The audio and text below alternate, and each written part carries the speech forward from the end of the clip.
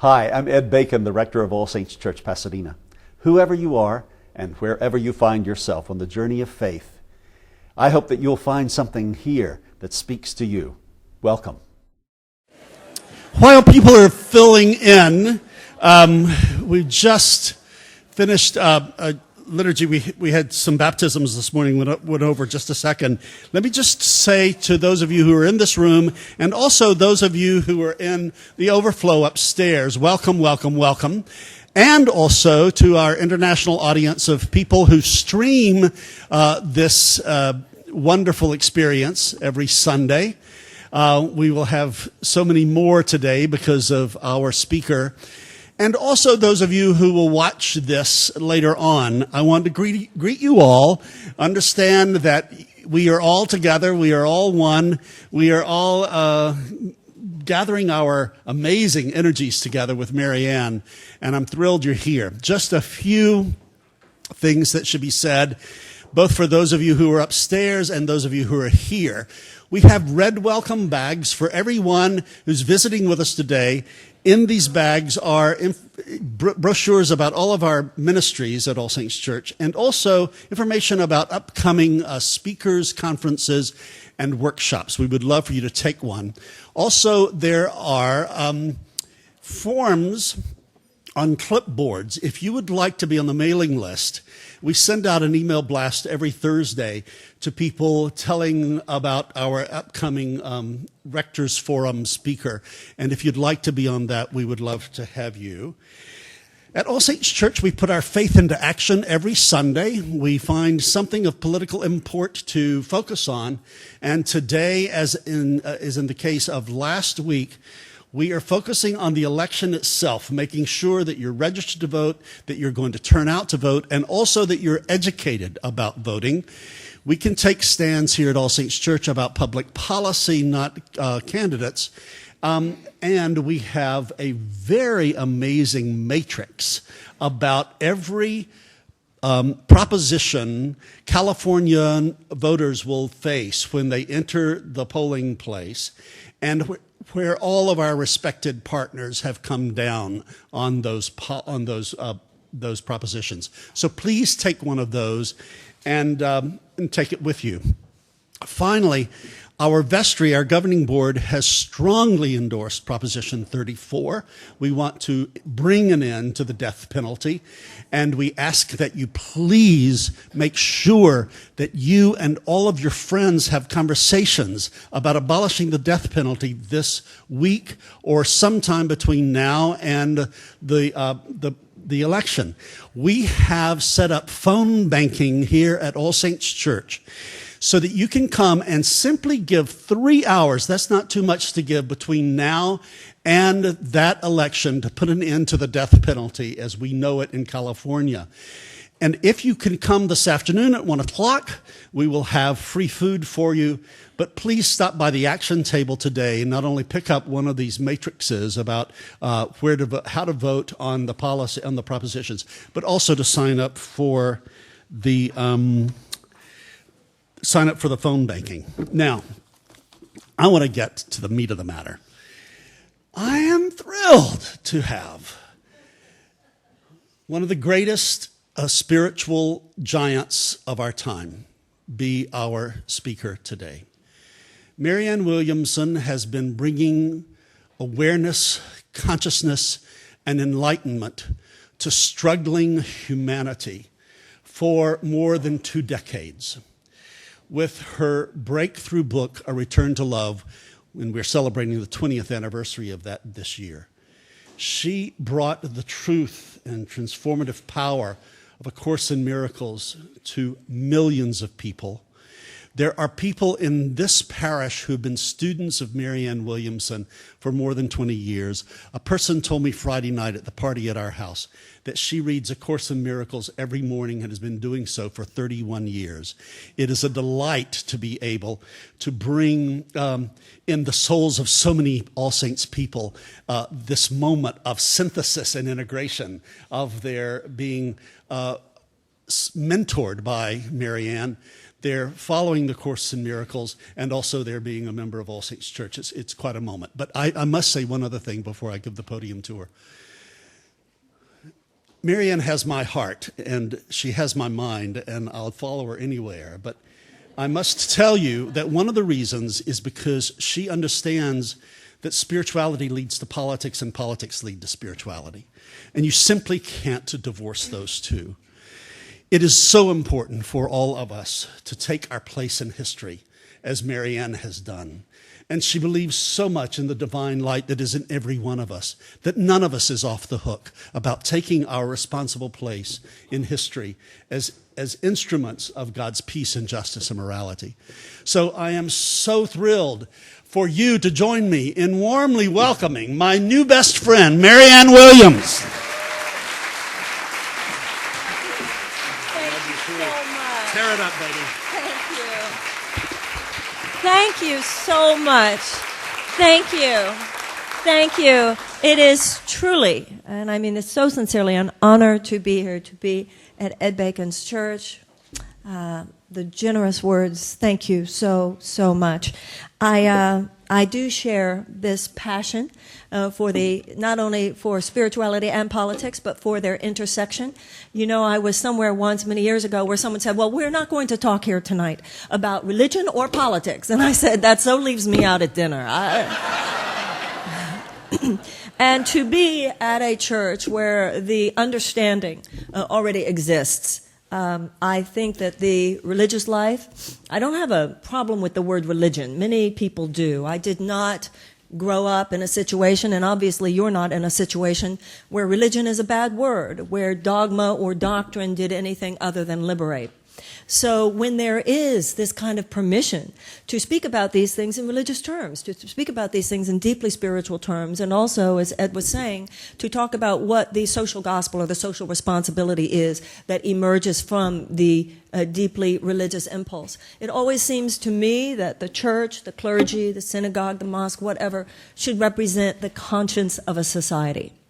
And we should hover in a way, and I'm sure that Ed sees it this way as well. Clergy, spiritual teachers, and so forth should hover. We should not be so down into the nitty and the gritty all the time as to get lost in the details, but at the same time, we should never be so far away that we are not telling truth to power and representing the voice of the heart. Often speaking up for love and speaking up for God does mean speaking up for love. And speaking up for God not only means speaking up for love, but speaking up for love specifically for other sentient beings. Speaking up for love not just in some generic sense, but for actual human beings who are suffering in our midst. Sometimes, as we know, that is a radical act. And sometimes that is speaking truth to power in a way that is neither convenient nor easy. And that's why I so admire people like Ed Bacon. Unfortunately, I think the United States is way too full of people who, while they are clergy in some formal or official sense, have been co-opted by the same, if not unethical, then at least ethics neutral capitalist mentality that pervades so much of the society. Maybe there will be less money in the inbox at the end of the day if I say what I really think. So anytime I meet someone like Ed who has transcended such lower level perspective and obviously has a big win because of it, I'm always excited. Ed invited me here today because he heard me mention an event that I am hosting in association with the Women's Campaign School of Yale University on November 10th and 11th in Los Angeles, and he very generously invited me here so that I could have this opportunity to tell you about the event. By the way, before we get off the topic, you were talking about the death penalty, the Proposition 34. I'd also, if I may, want to take a moment to mention Proposition 36. Proposition 36, if you vote yes, that is to end the absolutely draconian 3 strikes and you're out law that has many people who did little more than steal a television. And yeah, so I had not been aware of Proposition 36 as I might have been, and when I read up about it, I thought, in addition to 34, and no on 32.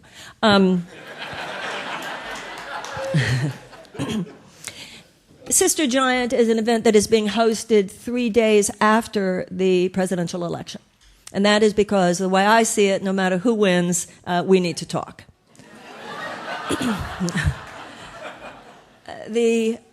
Sometimes there is a real conundrum for those of us who are on a spiritual or religious journey, because we are on a journey of the heart. We are trying to find love. We are trying to exorcise the meanness within ourselves, the anger within ourselves, the shadows within ourselves in order to find higher ground. So we look at politics and go, I don't want anything near that.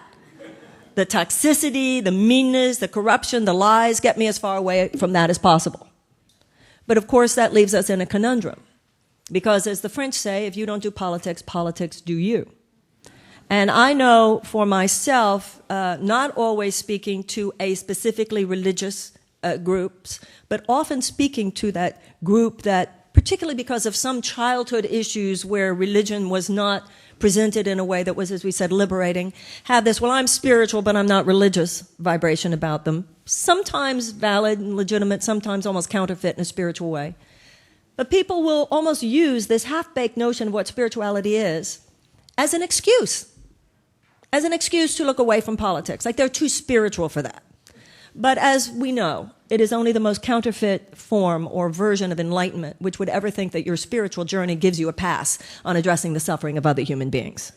If we are on a journey of the heart, that means it is impossible for you to ignore the suffering of another human being. It is impossible for you to ignore the starvation of a child and so forth. I'm sure it's not news to anyone here. We live on a planet where 1 billion people live in what's called deep poverty. That's $1.25 and less a day. We have another billion above that living on $2 and less a day. 17,000 children on this planet starve every day. That's 1 every 4 seconds. So since we've been here today, divide that by 4. That's how many children have starved on this planet, mainly in Africa, some in South America. And for us as people who are on a journey of the heart, we don't want that to just come in as a statistic. We want to take the opportunity for that to really penetrate our own emotional resistance, to just even imagine what that represents, not only in the suffering of the child, but the suffering of the parent, who when their child says, Mommy or Daddy, I'm hungry, has nothing to offer. So the enormous amounts of unnecessary human suffering addressed and reflected by such statistics as this. But here in our own country, we have problems that many of us do not like to face. We have a 23.1% child poverty rate in the United States. Among 35 developed nations in the world, our child poverty rate is so high, it is second only to Romania. We have the highest incarceration rate in the United States. Our incarceration rate is higher not only than any other nation in the world, it is higher than any nation in history. And what this represents in terms of the African American and Latino communities particularly, there's a saying these days that we don't just have a dropout rate in the American educational system, we have a push-out rate. And what is represented by the fact that the prison industry in the United States is one of the largest urban industries, what many of these things represent, including our outsized militarism in the United States, from a moral and a spiritual perspective, what is so particularly hideous about this is that the suffering of large groups of people is itself a profit center for large industries. This is something that if the church isn't going to say, hey, wait, stop right there, who is? So the third thing, those are both issues that we are taking up at Sister Giant. The other one, of course, is the issue of the Supreme Court decision in 2010, Citizens United. Citizens United, as we're all aware, has now given unlimited and anonymous permission to moneyed interests, whether corporate, union, or individual, to really flood our campaign seasons with ads, with money that specifically goes towards the express advocating for the election or defeat of a candidate. You know, when you look at these things, and, they're enough to truly make you sick. And the very fact that such things make you sick are part of what makes you go, I don't even want to go there. But I'd like to point out for a moment something we all also know, and that is the ironic juxtaposition between that and the absolutely glorious story that actually is the journey of America. In the early days, interestingly enough, I didn't know this one until a few years ago. I find it fascinating. The majority of colonists were royalists. The majority of colonists did not say, let's break from England, which is very interesting. You know, the majority never wakes up one morning and says, let's do it differently. The majority did not wake up one day and say, let's free the slaves. The majority did not wake up one day and say, why don't we give women the right to vote? That would be good. The majority did not take a stand for civil rights in the 1960s in the United States. That's never how social justice moves forward. Social justice has always represented any truly advanced perspective and impulse in society. It is never advanced initially by the majority. It is advanced by a few people, usually considered outrageous radicals by the status quo of their time, who simply have a better idea, a more sustainable idea. And that is how evolution works even anthropologically. When a system, when a species is moving in a direction that is not sustainable for its own survival, a mutation occurs. The mutation never represents the majority. It represents a few members of the group whose behavior is more adapted to the survival of the species, and then things go that way. Well, there's social evolution as well, and that is how world civilization moves forward. We're all aware of the quote that Martin Luther King used to use, that the arc of the moral universe is long, but it bends towards justice. And in the history of the United States, we were born of the notion of possibility. Now, that notion of possibility, that we could be founded as a democracy, that we could be founded on a notion which is truly an exceptional notion, that it didn't matter who your parents were, it didn't matter what your education was, it didn't matter what your money was, that we would create a context where, from our perspective, self-actualization would be possible. That is what it stood for, Novus Ordo Seclorum, New Order of the Ages. This was not only radical, it was radical then, it's radical now. It was not only radical in political terms, it's radical in philosophical and spiritual terms. It's truly to create a space on earth, to the best of our ability, where the human soul could express itself however it wishes. So democracy represents a spiritual impulse. Now, from the beginning, as we know, it's not news to anyone, most of the signers of the Declaration of Independence were themselves slave owners. So, and by the way, the irony of this was not lost on them. Jefferson's line, I tremble for my country when I consider God is just and that his justice shall not sleep forever. So the political narrative, the journey of the United States has been and continues to be, in this generation as much as any other, between the forces represented by people who would like to limit the actual embodiment or full manifestation of the extraordinary possibilities of democracy, versus those who would say, no, let's make it real. It's not just white people. It's not just men. It's not just this group. It's everybody. If God created everyone equal, if all are created equal, that doesn't just mean men. That doesn't just mean whites. It doesn't just mean anything. It doesn't just mean the rich. It doesn't just mean straight people. And I think one of the frontiers for American understanding is that we really get clearly it doesn't just mean Americans. If God created everyone equal. And so it is a spiritual expansion represented by our fuller embrace of what democracy actually is.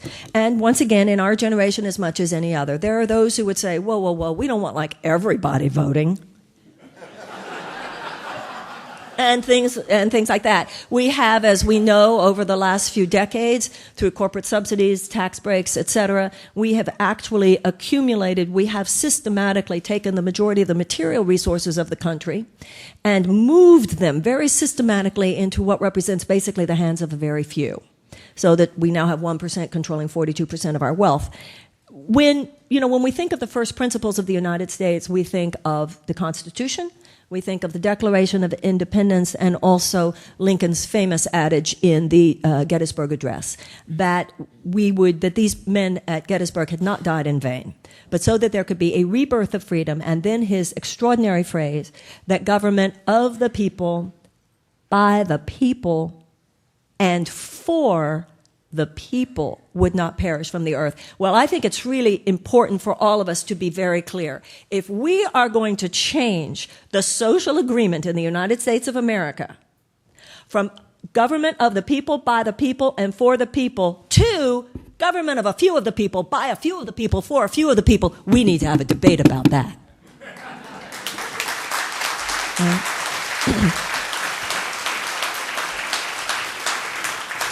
Now, one of the things that I believe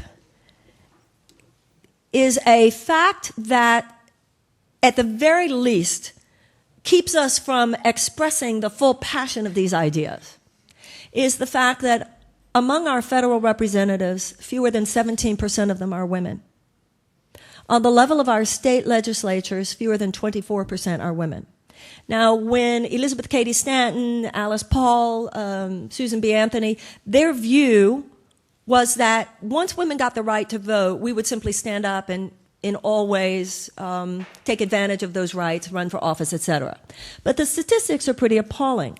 Statistics show that if a man is running against a woman in an election, the American people are just as likely to vote for a woman as to vote for a man. That's not where the problem is. The problem is that women are not running. And so I feel that this represents a very interesting issue that does need to be addressed. I think that women have particularly unique emotional and psychological issues involved with standing up in public and expressing, as I said before, what really does amount to a loving bottom line. I think that that's what we as spiritual, as religious, and as political, as citizens need to be standing for now if we seek to create a survivable and sustainable world for our children and our grandchildren. We must do more than just passive policies, stand for certain policies. We must stand for a new worldview. That is what religion is a different worldview. To us, love is the bottom line. Our job on this earth is to bring heaven and earth together. And that means that if we are serious about our religious and spiritual journeys, it means we stand up for love as the bottom line, not just where it's convenient, not just where it's easy. Right now, we have a civilization where economics, short-term economics, is the ordering principle of human civilization. I believe that humanitarian values should be the ordering principle of human civilization. Economics should not be our bottom line. Love should be our bottom line. And it's time for those of us who believe that to be willing to say it.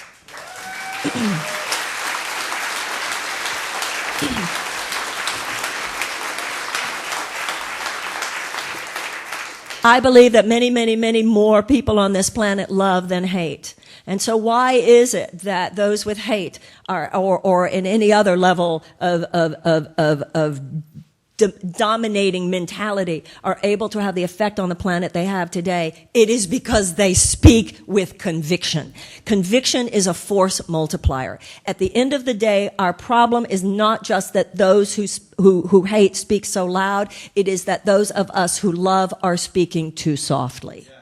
And we must be willing to love in a way that is not always easy. If we really stand for love, it's not just enough to stand for love of our own children. The love that will save the world is when we also expand our hearts to stand in love for children on the other side of town and children on the other side of the world. It is not just enough. Simply, it is not enough to just love where it's easy. We must address the issue of love in economics. We must address the issue of love in social policy. We must address the issue of love in all diplomatic, international, as well as domestic relationships. And we should do so unabashedly, with the absolute foreknowledge they will mock us, they will trivialize us, they will marginalize us. 'Twas always thus. And they will try to shut us down with one label: we are naive. Well, this is what I believe, ladies and gentlemen. Anybody who thinks that this planet can continue to exist and that the human race can continue to survive for another 100 years if we do not learn how to wage peace, if we do not learn to treat this planet with greater reverence, and if we do not learn how to behave like brothers with justice and kindness towards one another, we think that we can continue the way we are and continue for another 100 years? That's naive. That is naive. That is naive.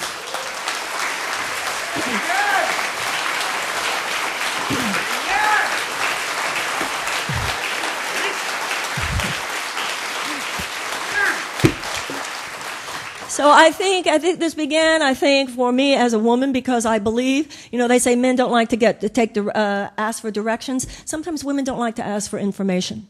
And we're embarrassed at what we don't know.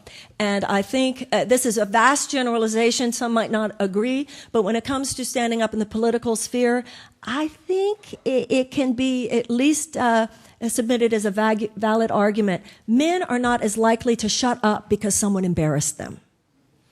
Women, I think we have cellular memory, actually, of witch burnings and times when we were punished severely You know, they've just, all they've done really is just like we got rid of the externalized form of slavery. We got rid of at least in this country, unfortunately, slavery still exists on this planet. We no longer have the externalized institution of slavery, but no stroke of the presidential pen in 1864 or whenever the Emancipation Proclamation was written could actually eradicate racism itself, and racism in some ways buried underneath. One generation got rid of slavery. It is left to the rest of us now to get rid of racism. But something very similar happened with women. And once again, even the externalized forms of oppression of women certainly still exist around the world. In this country, and in the Western world, obviously, we do not burn women, powerful women who speak their minds at the stake anymore.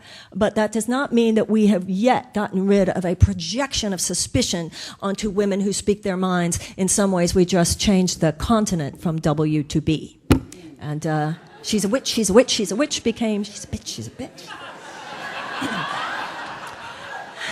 You know, a common anthropological characteristic of all, in every advanced mammalian species that survives and thrives is the fierce behavior of the adult female of that species when she senses a threat to her cubs.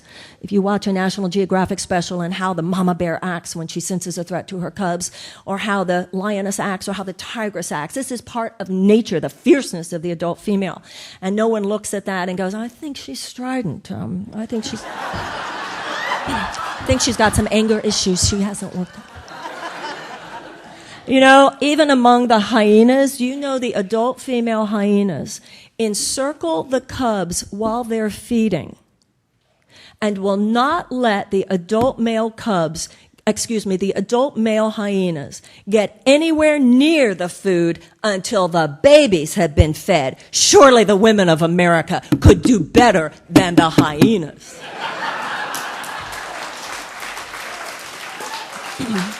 We are 51% of the population. We are not a special interest group. But it is time.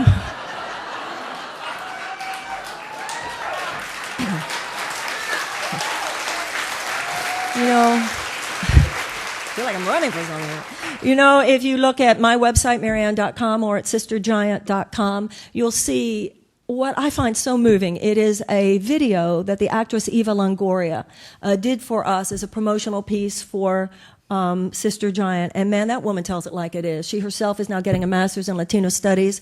And her commentary on child poverty, her commentary on the incarceration rate, her commentary on Citizens United is so truly sophisticated on an intellectual and political level, as well as heartfelt. And I'm so impressed, as well as grateful to her for showing up like that. But I was thinking about her. I think she's the most successful television actress, obviously an extraordinary icon in pop culture. But she truly has made the move that I think it's time for every American woman to make right now. She's successful, but she's moved beyond success. She's going after more than success. The trajectory for American women now is from success to significance. We should be a moral force on the planet.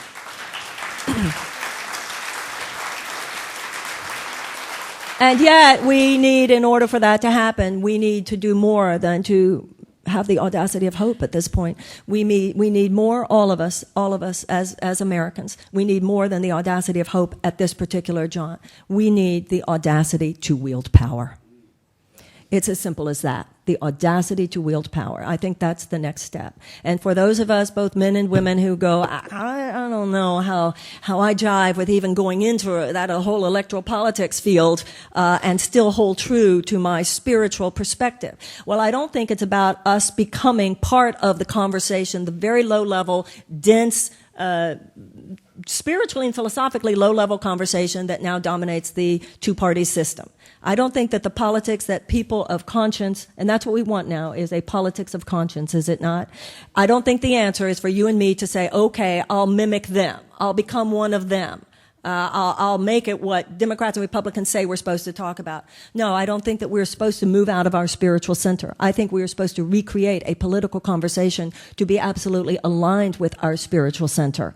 And then we need to go out there and we need to say it. And we need to support each other. And we need to say to each other, you go out there and you say it. And when they trivialize you or they mock you or whatever, I'm going to have your back. You can have a friend to the right and you're going to have a friend to the left and you're going to have a friend in front of you. You're going to have a friend behind you. You're going to have Ed Bacon next to you. You're going to have Marianne Williamson next to you. You're going to have have everything next to you. So that to whichever extent you might feel, I'm ready to take more of a place, have more of a platform in order to be part of the great megaphone. It's not enough to just be activists anymore, ladies and gentlemen. When you have a corporatocracy situation, a plutocracy situation, where a small group of people, relatively, as the late Supreme Court Justice Louis Brandeis said, you can either have large groups of money, a large amount of money in the hands of a very few, or you can have democracy. You cannot have both. And when we have what we have now, which is so many of the material resources of our country taken by so few, then those of us who are activists, we're out there, we're doing nonprofits, NGOs, you're activists, you're working on policy and activism. To be honest, ladies and gentlemen, if we don't go into electoral politics now, then our activism is simply about deciding how we divvy up the crumbs that fall off the table of the corporatocracy. This is going to have to stop. As I heard a man who was running for lieutenant governor in Wisconsin during the recall election of Scott Walker. I heard him on television. He did not win, but I was so moved by what he said. When the journalist said to him, "You're a fireman, you're a firefighter, you're the head of the firefighters union. What are you doing running?" Did you hear him? It was so moving to me. "Why are you running for lieutenant governor? Why are you running for politics?" He said, "Well, I'm a fireman. I expected to retire as a fireman. This is what I've done my whole life and thought I would do with my life." He said, "But we're first responders. And when we go up to a house or building that's on fire, we have to survey and see what the situation is. And if it's bad enough, we can't just protest the fire. If it's bad enough, we can't just write petitions against the fire." He said, no. If it's bad enough, we got to go in there. Ladies and gentlemen, I believe we got to go in there. Thank you so much. I hope you will join me for Sister Giant.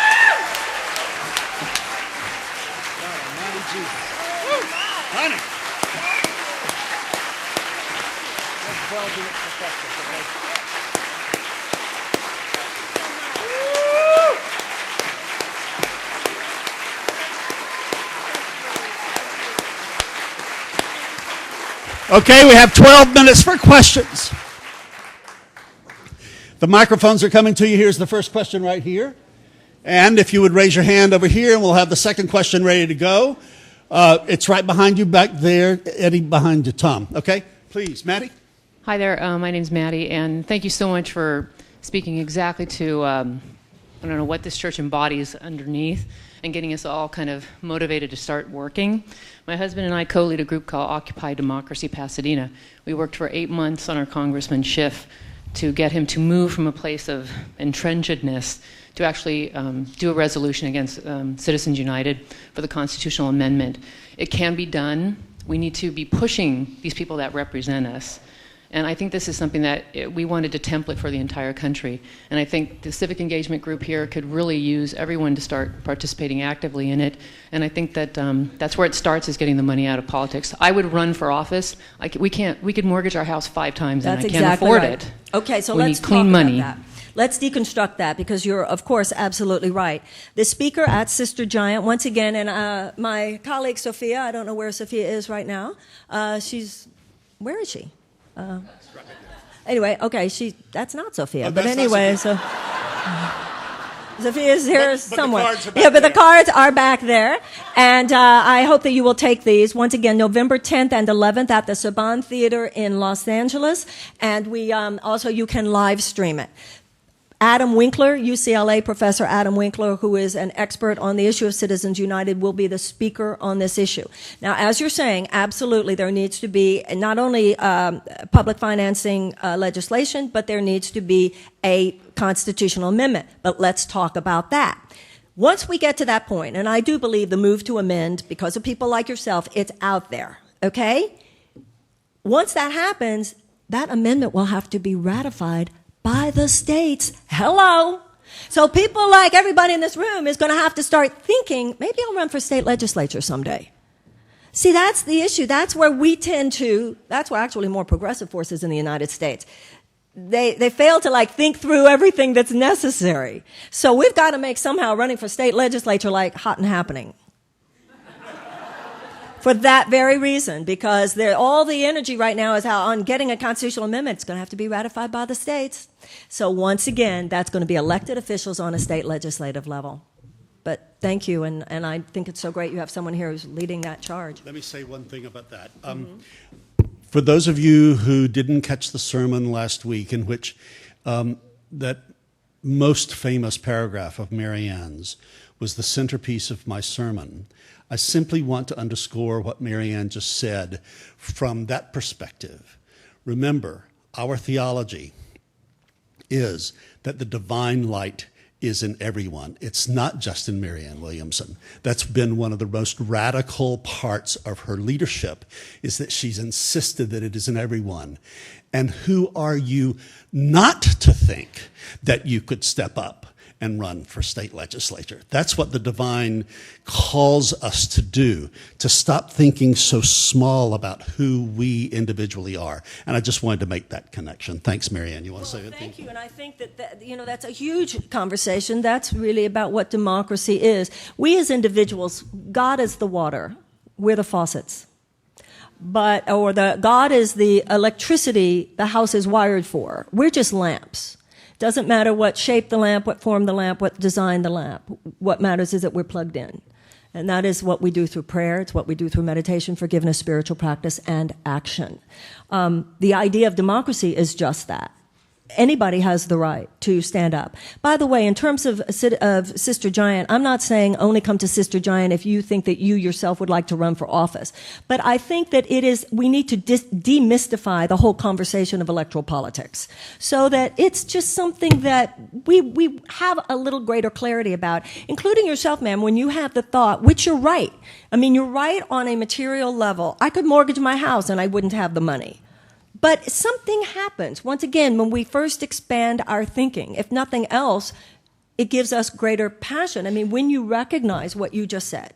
Here, you and your husband are absolutely activists for something, and yet when it comes to your taking the next step to wield the power, not just to lobby a congressperson, but to be the congressperson, the way the situation is now, for all intents and purposes, is such that you are financially locked out of the process, which is a direct threat to democracy itself. And for us to really get that. That's why I hope you'll be there so that all of us can move into that conversation and take a stand for that itself. Otherwise, once again, you're just lobbying other people. That's not democracy. Tom? Thank you for such a strong, insightful speech. You said human suffering is a profit center for many. Would you say more about that? Well, when you have building prisons, not the single largest anymore, but one of the largest urban industries of the United States, that means that there are people who stand to make billions of dollars by filling up the prisons of the United States. There are people who make a lot of money off the fact that there are those who are, some believe, pushed out rather than dropped out of the American educational system. When you have an American military budget where if you take all the defense expenditures of all the nations in the world, twice that, just under that number is what we spend on our quote-unquote military industrial complex. When you have a war like the Iraq War, which certainly it's at least reasonable to suggest that that had more to do with oil revenues than had to do with the fact that they had done anything to us, and you look at all of the suffering, all of the deaths, and you look at how much money has been made on what is essentially war contracting on that war, then what I said is exactly what I mean. The absolute huge amount of suffering that has served not to liberate us, not to protect us, not to defend us, and not to further democracy at home or abroad, but bottom line has served only to build more the multi-billion-dollar coffers of huge industries. Who, if not us, will yell obscene, obscene, obscene? Am I wrong? Just checking with Ed to make sure I'm right. I am right, aren't I? Okay, Sam? One of my favorite scriptures. Are we allowed to quote scripture, Ed? Absolutely. 2 Timothy 1:7 said God Except didn't... for 2 Timothy. Go ahead.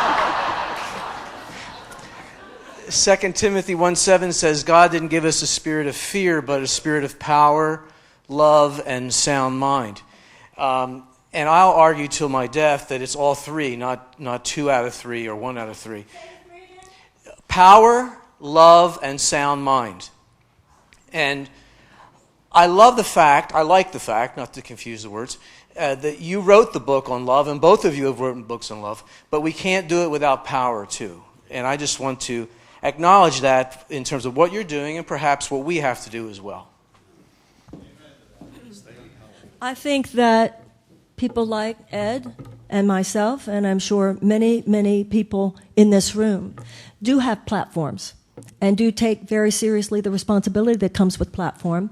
But I also believe that in the United States, every citizen has a platform. And I don't think the problem is so much that those with platforms are not using their platforms to speak, but that so many of us who have platforms don't think we have platforms, especially in a day of social media. You have a Facebook page, you have a Twitter account, you have a platform. You're live tweeting over here.